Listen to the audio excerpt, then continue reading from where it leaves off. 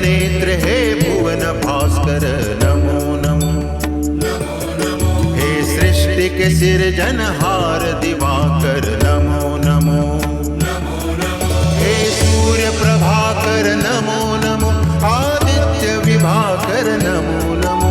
हे भानुतिमिरहर नमो नमो। हे रवि भुवनेश्वर नमो नमो।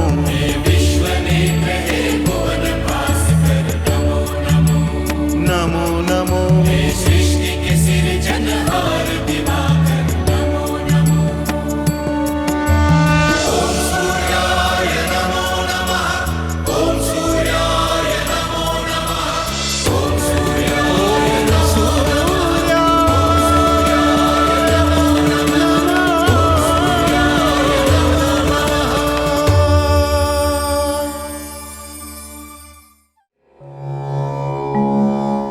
स्वामी, देवगण तथा असुरगण गठबंधन करके समुद्र मंथन कर रहे थे, आपने बताया नहीं उसका परिणाम क्या हुआ? देवी पार्वती, आपको किसमें रुचि है, अमृत में अथवा परिणाम में? महादेव, मेरा तो ये सौभाग्य है कि मुझे आप जैसा पति मिला, जो कि अमृत पान से भी अधिक मूल्यवान है। मुझे अमृत की क्या आवश्यकता, किंतु आप मेरे प्रश्न का उत्तर नहीं देना चाहते तो ना सही, मैं आपसे फिर नहीं पूछूंगी। महादेवी, आप पर तो रोष भी बहुत भाता है। ऐसा कुछ नहीं है कि हम आपके प्रश्न का उत्तर नहीं देना चाहते, किंतु समुद्र मंथन के कार्य में कुछ विघ्न आ गया है और उसी विघ्न के निदान के लिए देवगण और असुरगण यहीं आ रहे हैं। रक्षा करें प्रभु, महादेव हमारी रक्षा करें। रक्षा करें महादेव। देवताओं, असुरों, किस कारण इतनी बड़ी लंबी दंडवत हो रही है? बिना गहरे स्वार्थ के आप लोग ऐसी दंडवत नहीं करते। प्रभु, आप तो महान हैं, आप सर्वशक्तिमान हैं, आप देवों के देव हैं, दया के सागर हैं। आपकी ही कृपा से ये संसार है, आप चाहें तो पल भर में इसे भस्म कर सकते हैं।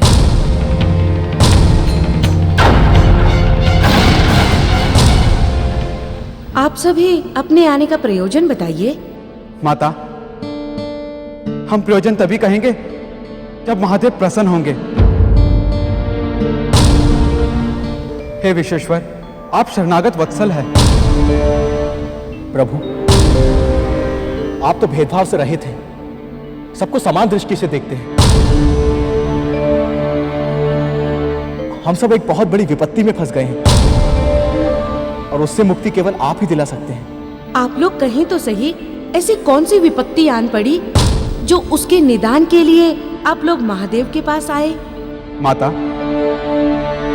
यदि देवादिदेव प्रसन्न ही ना हुए तो विपत्ति का बखान करना निरर्थक होगा। पहले देवादिदेव प्रसन्न हो जाए। ओम नमः शिवाय, ओम नमः शिवाय, ओम नमः शिवाय। बस,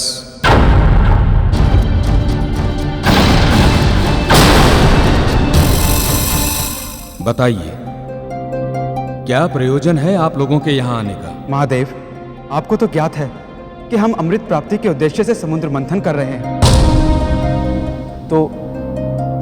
तो समुद्र से अमृत के स्थान पर विष निकल आया है।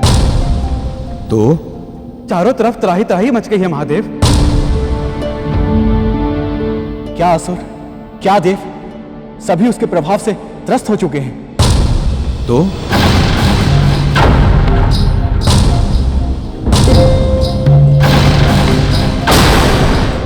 तो क्या हुआ? बस यही बताने के लिए आए थे आप लोग हमारे पास?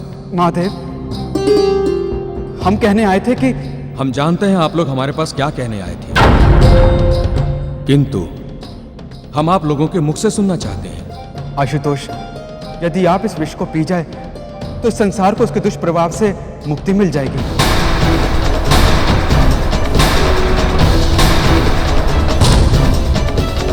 आपका साहस कैसे हुआ ऐसा प्रस्ताव रखने का?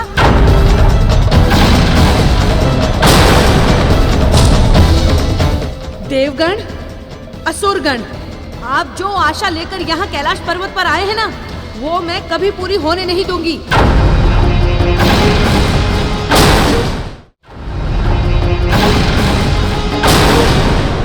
मेरे स्वामी विष पिए और आप सब छक कर अमृत पिए?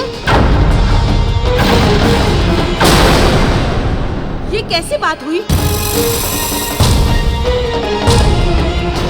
माता आप। बस मुझे माता माता कहकर बुलावे में डालने का प्रयास मत कीजिए। महादेवी मेरी। बस कुछ नहीं सुनना मुझे।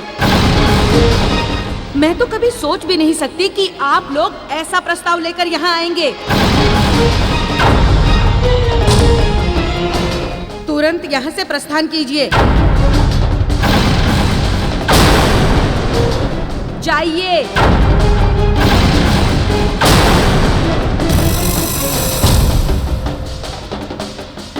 सुमुखी, आज आप कैसी बातें कर रही हैं? समर्थ का धर्म है कि दीन और दुखियों की वो सहायता करे, और आज देवता और असुर दोनों ही विपत्ति में हैं।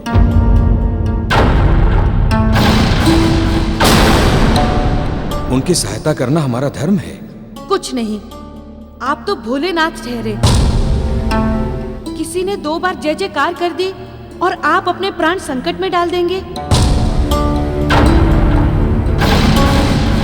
भूल गए आप, भस्मासुर ने वरदान पाकर आपको कहां कहां दौड़ाया था। चाहे जो हो जाए स्वामी, मैं आपको इन सब की बातें नहीं सुनने दूंगी। परोपकार के कारण यदि स्वयं को संकट में डालना पड़े तो देवी, परोपकार की महिमा और भी बढ़ जाती है। कोई आवश्यकता नहीं परोपकार करने की।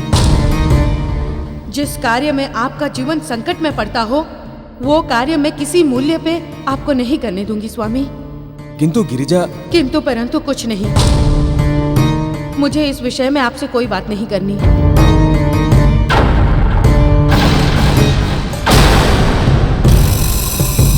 देवी, आपको तो जगत माता कहा जाता है,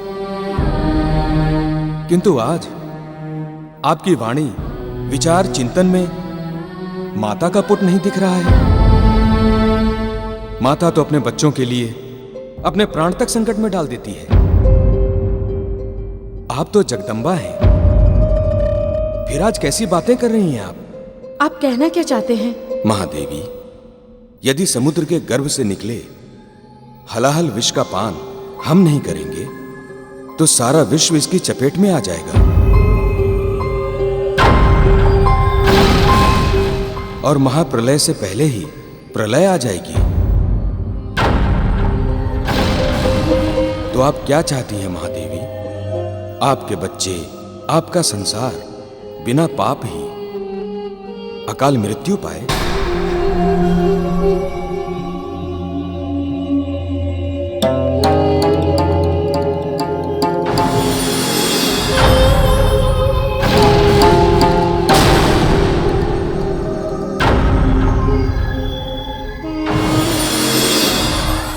प्राण प्रिय, आज पहली बार हमें ऐसा आभास हुआ है कि आपको हमारे सामर्थ्य पर भरोसा नहीं है कि हम हलाहल विष को निष्प्रभाव कर सकते हैं। स्वामी, मुझे क्षमा कर दीजिए। मैं भुला बैठी थी कि आप तो सर्वशक्तिमान हैं। समुद्र से निकला हलाहल विष भला आपका क्या बिगाड़ पाएगा? मैं ही भूल कर रही थी। तो फिर आप हमें सहमति दीजिए देवी। आप सर्व समर्थ और सर्वशक्तिमान हैं प्रभु। आपको कोई क्या सहमति दे सकता है? आपका स्पर्श पाते ही समुद्र से निकला हलाहल विष भी अमृत बन जाएगा। जाइए प्रभु, शीघ्र जाकर इन दीन दुखियों की सहायता कीजिए और संसार की रक्षा कीजिए।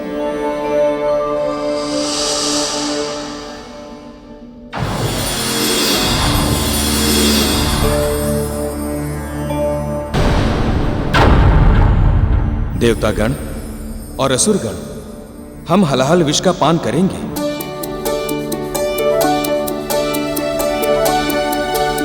देवाधिदेव महादेव की, देवाधिदेव महादेव की, देवाधिदेव महादेव की।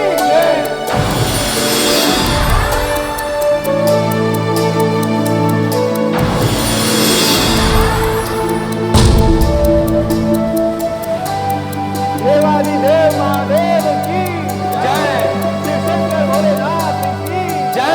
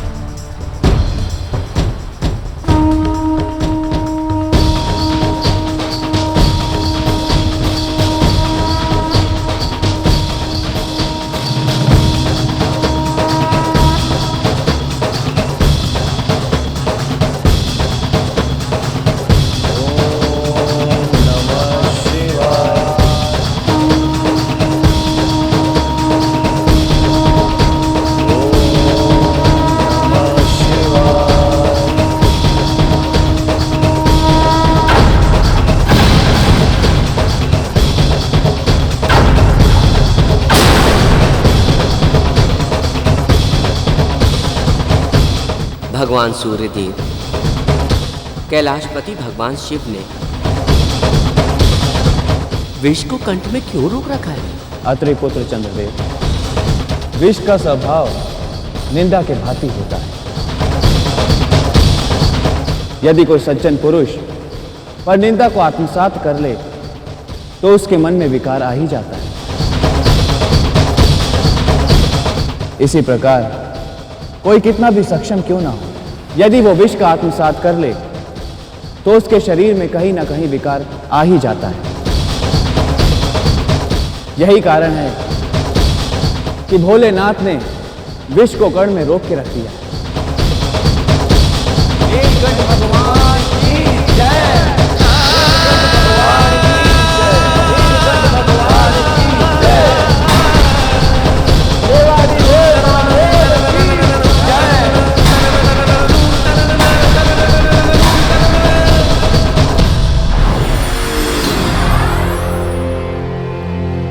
विश्व कल्याण के लिए विष पान करके भोलेनाथ ने आज महान आदर्श प्रस्तुत किया है। जो संहार के अधिष्ठाता है वही आज संसार रक्षा के कारण बन गए। इसका अर्थ यह है कि भोलेनाथ को वही संहार प्रिय है जो संहार के योग्य है।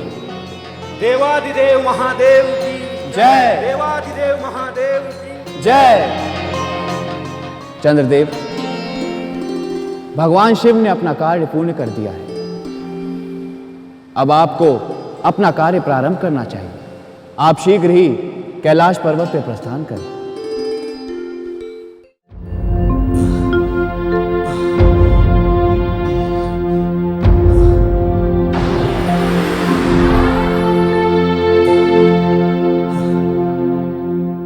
महादेव, आप मेरा प्रणाम स्वीकार करें। आप कष्ट में हैं, मुझे आपकी सेवा की अनुमति दें महादेव।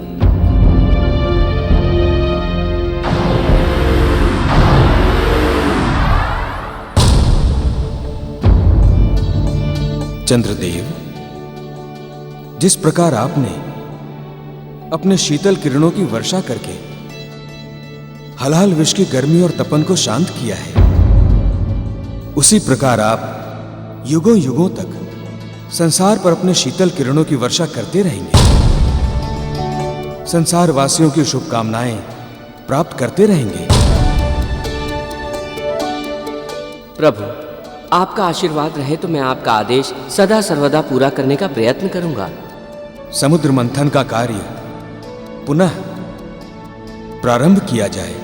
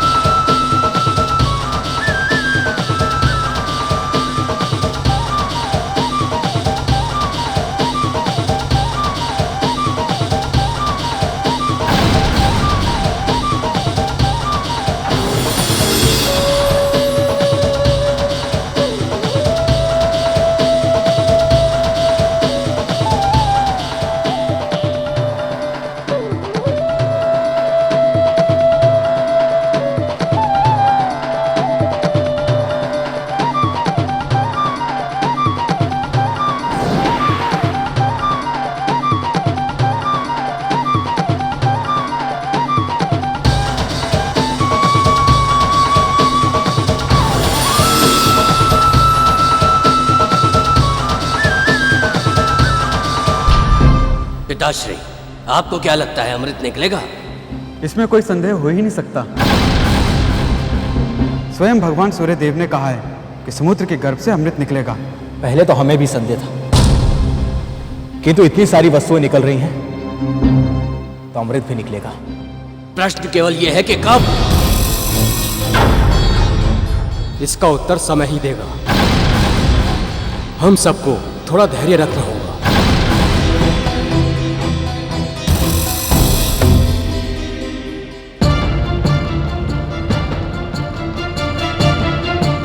पिताश्री, आप मुझसे बार बार कह रहे हैं कि अमृत निकलेगा, लेकिन अब तक निकला क्यों नहीं? अमृत अवश्य निकलेगा। ये तो आप मुझसे बार बार कह रहे हैं। इतनी सारी वस्तुएं निकल चुकी हैं, लेकिन अब तक अमृत नहीं निकला। कब निकलेगा अमृत?